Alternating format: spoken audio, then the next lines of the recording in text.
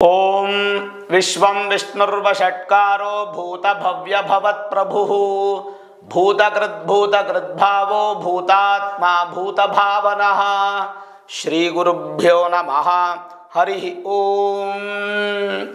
ಆತ್ಮೀಯ ಪ್ರಿಯ ಪ್ರೇಕ್ಷಕ ಮಿತ್ರರೇ, ನಿಮ್ಮೆಲ್ಲರ ಜೀವನ ಸುಖಕರ ಲಾಭಕರ ಸಮೃದ್ಧಿಕರವಾಗಿರಲಿ ಅಂತ ನನ್ನ ಆರಾಧ್ಯ ದೇವಿ ಹೊರನಾಡು ಅನ್ನಪೂರ್ಣೇಶ್ವರಿಯ ಪಾದಗಳಿಗೆ ನಮಸ್ಕರಿಸ್ತಾ, ಪ್ರಿಯ ಪ್ರೇಕ್ಷಕ ಮಿತ್ರರೇ, 2025 ಯಾವ ರಾಶಿಗೆ ಉದ್ಯೋಗದಲ್ಲಿ ಸ್ಥಿರವಾಗಿರುತ್ತೆ, ಯಾವ ರಾಶಿಗೆ ಮಿಶ್ರ ಫಲ, ಯಾವ ರಾಶಿಗೆ ಸಮಸ್ಯೆ, ಇದನ್ನು ಈ ವಿಡಿಯೋಲಿ ನಾವು ನೋಡೋಣ.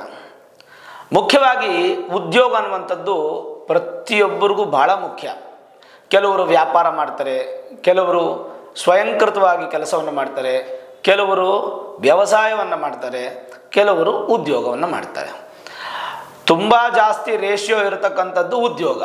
ಹಾಗಾಗಿ ಈ ಒಂದು 2025ರಲ್ಲಿ 12 ರಾಶಿಗಳವರಿಗೆ ಉದ್ಯೋಗದಲ್ಲಿ ಯಾವ್ಯಾವ ರೀತಿಯಂಥ ಫಲ ಇದೆ. ಮೊದಲಿಗೆ ಮೇಷರಾಶಿ ಇದು ತಗೊಂಡ್ಬಿಡೋಣ. ಮೇಷರಾಶಿಯವರಿಗೆ 2025 ಮಾರ್ಚ್ 28ನೇ ತಾರೀಕಿಂದ ಸಾಡೆ ಸಾತಿ ಅನ್ನುವಂಥದ್ದು ಶುರುವಾಗ್ತಾ ಇದೆ. ಒಟ್ಟು 7.5 ವರ್ಷ ಸಾಡೆ ಸಾತಿ ಇರೋದ್ರಿಂದ ಮೇಷರಾಶಿಯವರಿಗೆ 12ನೇ ಮನೆಗೆ ಶನಿ ಬರ್ತಾರೆ. 12ನೇ ಮನೆನ ಹೌಸ್ ಆಫ್ ಲಾಸ್ ಅಂತ ಕರಿತೀವಿ, ಅಂದರೆ ನಷ್ಟಸ್ಥಾನ, ವ್ಯಯಸ್ಥಾನ. ಯಾವಾಗ ಶನಿ ಕರ್ಮಕಾರಕ ವ್ಯಯಸ್ಥಾನಕ್ಕೆ ಬರ್ತಾನೋ ಸ್ವಲ್ಪ ವ್ಯಯ, ಸ್ವಲ್ಪ ಉದ್ಯೋಗದಲ್ಲಿ ಸ್ವಲ್ಪ ತಳಮಳ ಆಗುವಂತಹ ಸಾಧ್ಯತೆಗಳು, ಇನ್ಸೆಕ್ಯೂರ್ ಫೀಲ್ ಹೆಚ್ಚಾಗುವಂಥದ್ದು ನಡೆಯುತ್ತೆ. ಅಂದರೆ ಉದ್ಯೋಗದಲ್ಲಿ ಒಂದು ಸ್ವಲ್ಪ ಸಾಧಾರಣ ಫಲವನ್ನು ಅನುಭವಿಸುವಂತಹ ಒಂದು ಸಮಸ್ಯೆಗಳು ಕಾಣ್ತಾ ಇದೆ. ಸರಿ, ಮೇಷರಾಶಿಯವರಿಗೆ 12ನೇ ಮನೆಗೆ ಶನಿ ಬಂದಾಗ 12ನೇ ಮನೆ ವಿದೇಶಿ ಪ್ರಯಾಣ ಅಂತ ತಗೊಳ್ಳೋದ್ರಿಂದ ಈ ಮೇಷರಾಶಿಯ ವಿದೇಶಿ ಉದ್ಯೋಗ ಮಾಡ್ತಾ ಇರ್ತಕ್ಕಂಥ ವ್ಯಕ್ತಿಗಳಿಗೆ, ಹೆಣ್ಣಾಗಲಿ ಗಂಡಾಗಲಿ, ವಿದೇಶದಲ್ಲಿರ್ತಕ್ಕಂಥ ಮೇಷರಾಶಿಯವರಿಗೆ ಯಾವುದೇ ಭಯ ಇಲ್ಲ. ಉದಾಹರಣೆಗೆ ನೀವೆಲ್ಲಾದರೂ ಆಸ್ಟ್ರೇಲಿಯಲ್ಲೋ, ಕ್ಯಾನಡಾಲೋ, UK ಅಥವಾ US ಜರ್ಮನಿಲೋ ಎಲ್ಲೋ ಕೆಲಸ ಮಾಡ್ತಾ ಇದ್ದೀರಾ, ಒಟ್ಟು ಭಾರತ ದೇಶವನ್ನು ಬಿಟ್ಟು ಹೊರ ದೇಶಗಳಲ್ಲಿ ನೀವು ಉದ್ಯೋಗವನ್ನು ಮಾಡ್ತಾ ಇದ್ದರೆ ನಿಮ್ಮ ಉದ್ಯೋಗ ಸೆಕ್ಯೂರ್ಡ್ ಆಗಿರುತ್ತೆ, ಯಾವುದೇ ಸಮಸ್ಯೆಗಳು ಬರೋದಿಲ್ಲ. ಅಲ್ಲಿನ ಒಂದು ದೇಶದ ಅನುಕೂಲಗಳು ನಿಮ್ಗೆ ಆಗುತ್ತೆ, ಅಲ್ಲಿನ ಒಂದು ಪರ್ಮನೆಂಟ್ ರೆಸಿಡೆನ್ಸ್ PR ನಿಮಗೆ ಸಿಗುತ್ತೆ, ಈ ಥರದ್ದೆಲ್ಲ ಅನುಕೂಲಗಳಾಗುತ್ತೆ. ಆದರೆ ಸ್ವದೇಶದಲ್ಲಿ ಉದ್ಯೋಗ ಮಾಡುವಂಥವ್ರಿಗೆ ಸ್ವಲ್ಪ ತೊಂದರೆಗಳು ಬರುವಂಥ ಸಾಧ್ಯತೆ. ಅದಕ್ಕೆ ನಿಮ್ಮ ಮೂಲ ಜಾತಕವನ್ನು ನುರಿತ ಜ್ಯೋತಿಷ್ಯರಿಗೆ ತೋರಿಸ್ಕೊಂಡು ವೇದಿಕ್ ಅಸ್ಟ್ರಾಲಜಿ, ಹೈಯರ್ ಅಸ್ಟ್ರಾಲಜಿ ಪ್ರಿಡಿಕ್ಷನ್ಸನ್ನು ಮಾಡಿಸ್ಕೊಂಡು ಉದ್ಯೋಗದಲ್ಲಿ ಏನಾದರೂ ಸಮಸ್ಯೆ ಇದೆಯಾ, ಏನಾದರೂ ಉದ್ಯೋಗದಲ್ಲಿ ಫೈರ್ ಆಗುವಂತಹ ಸಾಧ್ಯತೆ, ಬಿಟ್ಟು ಹೋಗುವಂಥ ಸಾಧ್ಯತೆ, ಉದ್ಯೋಗ ಕಳ್ಕೊಳ್ಳುವಂಥ ಸಾಧ್ಯತೆಗಳೇನಾದರೂ ಇದ್ದರೆ ಅಂಥದಕ್ಕೆ ಏನಾದರೂ ಸುಲಭ ಪರಿಹಾರಗಳು ಮಾಡಿಕೊಂಡ್ರೆ ಮಾರ್ಚ್ 28 ನಂತರ ನಿಮಗೆ ಖಂಡಿತವಾಗಲೂ ಅನುಕೂಲ ಆಗುತ್ತೆ. ಮಾರ್ಚ್ 28ಕ್ಕೆ ಶನಿ ಶಾಂತಿ ಮಾಡಿಕೊಳ್ಳೋದು ಮೇಷರಾಶಿಯವರು ಮರಿಬೇಡಿ. ಇನ್ನು ವೃಷಭ ರಾಶಿ, ವೃಷಭ ರಾಶಿಯವರಿಗೆ ಲಾಭಸ್ಥಾನಕ್ಕೆ ಶನಿ ಬರ್ತಾರೆ. ಇದು ಅದ್ಭುತವಾದಂಥ ಅವಕಾಶ, ಸುವರ್ಣ ಸಮಯ ಅಂತ ಹೇಳ್ತೀವಿ ನಾವು. ಸುವರ್ಣ ಸಮಯ ಅಂದರೆ ಬಂಗಾರದ ಸಮಯ.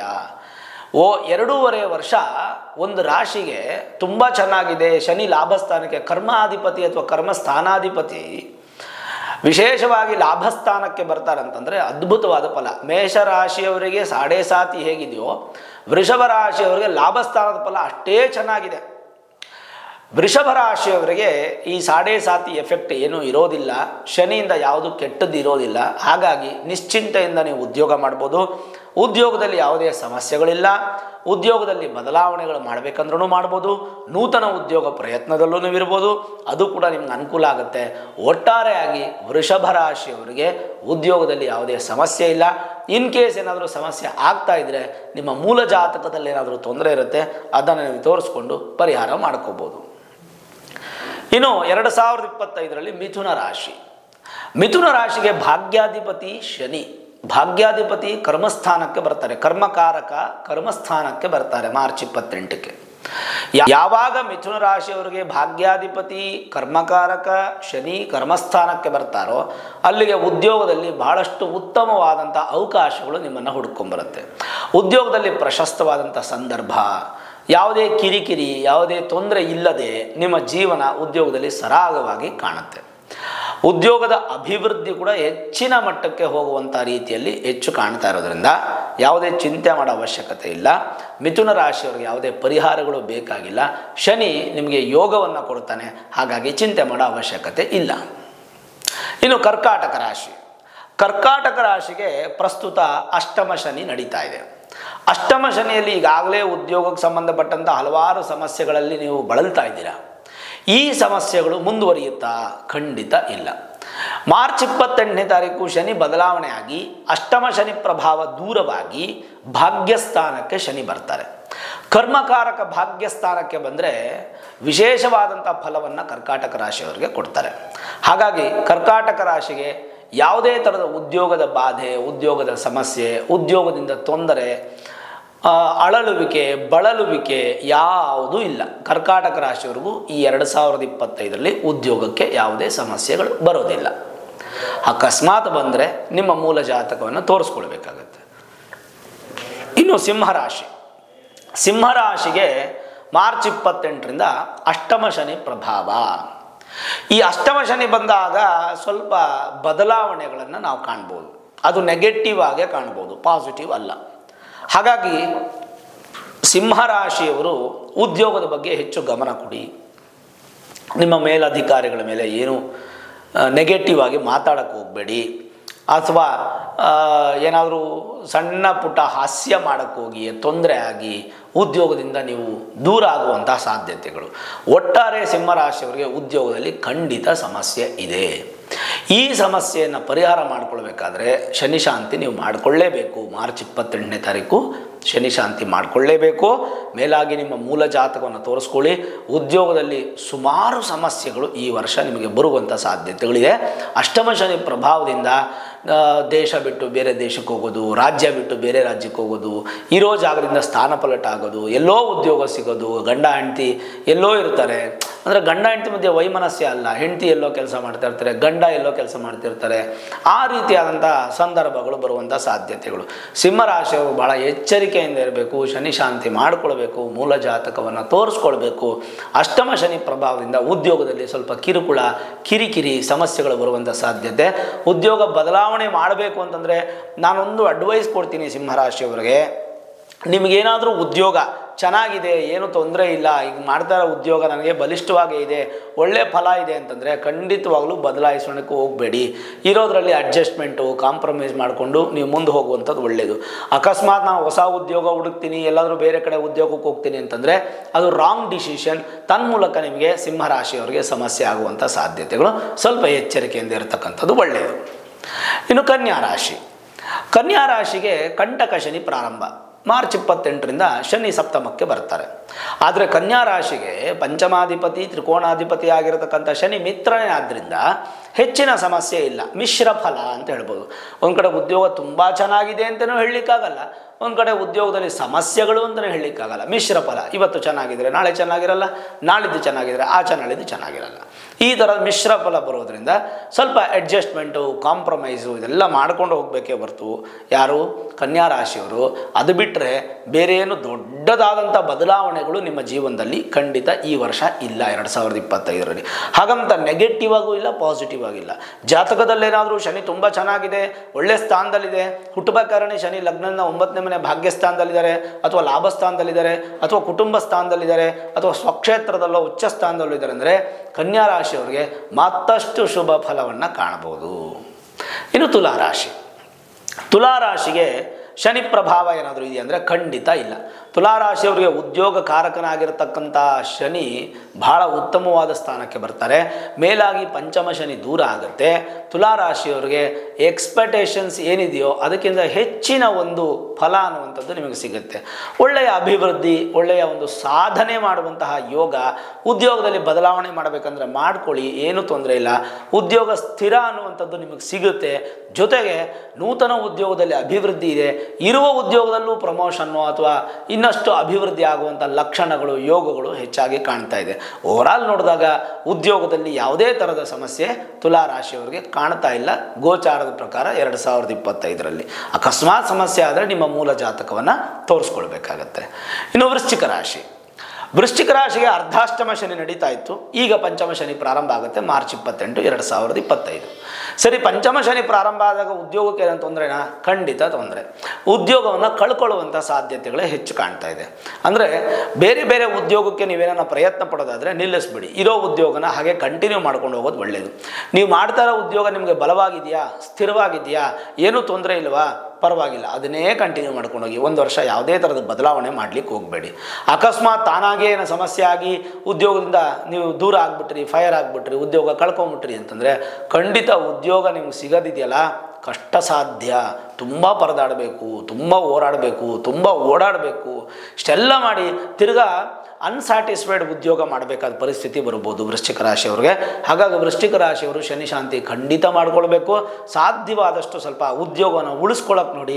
ಯಾವುದೇ ಥರದ ನೆಗೆಟಿವನ್ನು ಮಾಡಿಕೊಳ್ಳದೆ ಪಾಸಿಟಿವ್ ಆಗಿ ಇದ್ದು ವೃಶ್ಚಿಕ ರಾಶಿಯವರು ಶನಿ ಶಾಂತಿ ಮಾಡಿಕೊಂಡು ಶನಿ ದೇವಸ್ಥಾನಕ್ಕೆ ಹೋಗ್ಕೊಂಡು ಪೂಜೆಯನ್ನು ಮಾಡಿದ್ರೆ. ಯಾಕೆ ಶನಿ ಬಗ್ಗೆನೇ ಹೇಳ್ತೀನಿ ಅಂತಂದರೆ ಕೆಲಸಕ್ಕೆ ಅಧಿಪತಿ ಶನಿನೇ. ಆದ್ದರಿಂದ ಉದ್ಯೋಗಕ್ಕೆ ಸಂಬಂಧಪಟ್ಟ ಹಾಗೆ ಶನಿ ನಿಮಗೆ ಯೋಗವನ್ನು ಕೊಡಬೇಕು ಅಂತಂದರೆ ಖಂಡಿತವಾಗಲೂ ಸ್ಥಿರವನ್ನು, ಅಂದರೆ ನೀವು ಮಾಡ್ತಾ ಇರ್ತಕ್ಕಂಥ ಉದ್ಯೋಗವನ್ನು ಹಾಗೆ ಕಾಯ್ದುಕೊಂಡು ಈ ವರ್ಷ ಪೂರ್ತಿ ಮುಂದುವರಿಸ್ಕೊಳ್ಳೋದು ಉತ್ತಮ. ಬದಲಾವಣೆ ಮಾಡಲೇಬೇಕು ಅಂದರೆ ಜಾತಕ ನೋಡಿಕೊಂಡು ಡಿಸೈಡ್ ಮಾಡಿ. ಇನ್ನು ಧನುರಾಶಿಯವರು, ಧನುರಾಶಿಯವರಿಗೆ ಯಾವುದೇ ಥರದ ಸಮಸ್ಯೆಗಳು ಇರಲಿಲ್ಲ, ಈಗಲೂ ಇಲ್ಲ. ಮಾರ್ಚ್ 28ನೇ ತಾರೀಕಿನವರೆಗೂ 2025 ಇಸ್ವಿಯಲ್ಲಿ ಎಲ್ಲಿವರೆಗೂ ನಿಮಗೆ ಶನಿ ಫಲ ಒಳ್ಳೆಯ ಫಲ ಕೊಡ್ತಾನೆ ಇರ್ತಾರೆ. ಅದೇ ಮಾರ್ಚ್ 28 ಆದಮೇಲೆ ಅರ್ಧಾಷ್ಟಮ ಶನಿ ಪ್ರಾರಂಭ ಆಗುತ್ತೆ ಧನುರಾಶಿಯವರಿಗೆ. ಧನುರಾಶಿಯವರಿಗೆ ಅರ್ಧಾಷ್ಟಮ ಶುರುವಾಯಿತು ಅಂದರೆ ಅಷ್ಟಮಕ್ಕೆ ಅರ್ಧಾಷ್ಟಮ.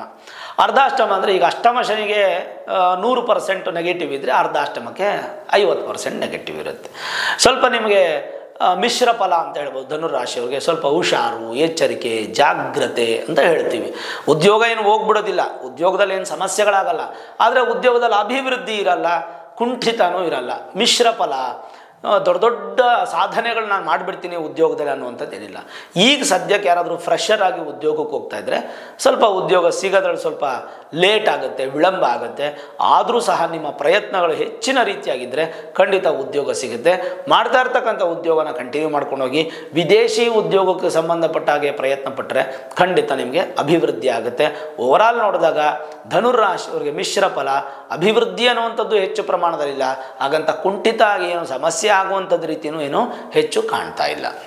ಇನ್ನು ಮಕರ ರಾಶಿ, ಅದ್ಭುತ, ಅತ್ಯದ್ಭುತ. ಮಕರ ರಾಶಿಯವರಿಗೆ ಉದ್ಯೋಗ ತುಂಬ ಚೆನ್ನಾಗಿರುತ್ತೆ ಈ ವರ್ಷ. ಯಾವುದೇ ಥರದ ಸಮಸ್ಯೆಗಳು ಉದ್ಯೋಗದಲ್ಲಿ ಇಲ್ಲ. ಹೊಸ ಉದ್ಯೋಗ ಬೇಕಾ, ಹುಡುಕಿ ಸಿಕ್ಕುತ್ತೆ. ಆ ಉದ್ಯೋಗ ಚೆನ್ನಾಗಿರುತ್ತೆ, ಸ್ಯಾಲ್ರಿ ಸ್ಯಾಟಿಸ್ಫ್ಯಾಕ್ಷನ್ ಇರುತ್ತೆ, ಜಾಬ್ ಸ್ಯಾಟಿಸ್ಫ್ಯಾಕ್ಷನ್ ಇರುತ್ತೆ.